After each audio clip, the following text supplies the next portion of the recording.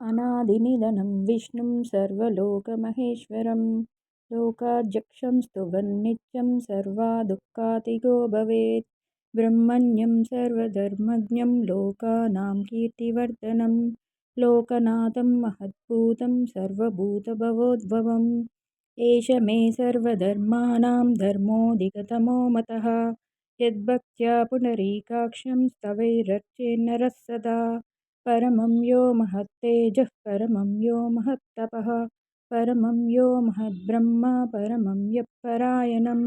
पवित्राणां पवित्रं यो मङ्गलानां च मङ्गलं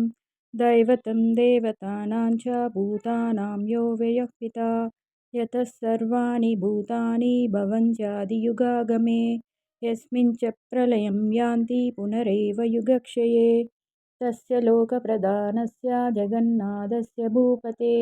विष्णोर्नामसहस्रं मे शृणु पापभयापहम् यानि नामानि गौणानि विख्यातानि महात्मनः ऋषिभिः परिगीतानि तानि वक्ष्यामि भूतये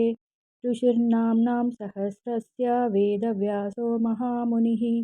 छन्दोनुष्टुप् तदा देवो भगवान् देवकीसुतः अमृतांशु